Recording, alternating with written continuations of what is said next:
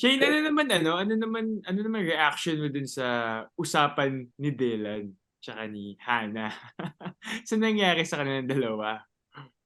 Grabe, parang 'di ba siyempre kapag alam mo yung pakiramdam na kapag na-busted ka ng crush mo, yung Oo. 'pag nalaman mo na, "Ay hindi niya pala ako gusto, ayaw niya na sa'kin." Gano'n yung pakiramdam nung character ni Hannah. So ayun, and kay Libby naman masakit yun para sa kanya kasi siyempre trusted friend niya si Libby tapos ginanon siya.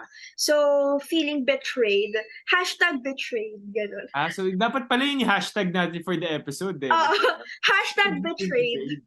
Oy, sabi ni Libby kanina, #ruined ka daw. Oo nga, eh. Ako naman #betrayed. Bongga. #ruined.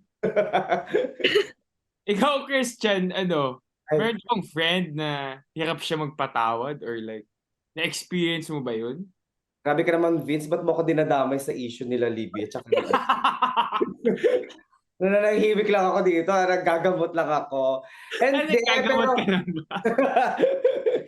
pero to answer your question, kung meron bang friend ako na hirap magpatawad, parang I think normal naman sa mga magkakaibigan, hindi lang naman sa akin, sa mga ibang friends, sa mga ibang may mga group of friends din na hindi agad-agad nakakapagpatawad ang isang tao.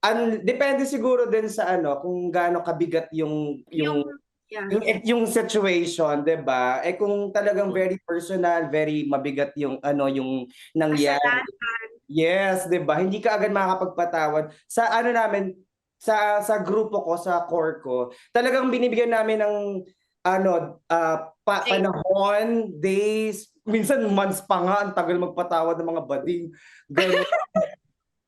Pero I think it's okay to give time, to give yes. space to someone na hindi okay ka with, gano'n. 'Di ba nga lagi nila sinasabi, "Time will heal you." 'Di ba? Totoo. Hindi, ako money. Money will heal me. Charot. Kung may kasalanan ka, pera lang yung sagot. Oo, bigyan mo akong pera, pengeng pera. Hindi naman. Kaya Ikaw bigyan mo ba? ako ng bati na tayo gano'n. Ikaw ba, Parang Vince? ako din, eh, parang gusto ko makipagbati sa 'pag binigyan ako ng pera. 'Di ba? Parang, sorry na Beto na pera, bigyan kita cash. Magkano Gusto mo ba? ako pa yung Parang 'di mag-sorry, ba? eh. Ikaw ba, Vince, mahirap ka ba magpatawad, gano'n? Siguro nakaka-relate ako dun sa sinabi mo na kailangan talaga ng time.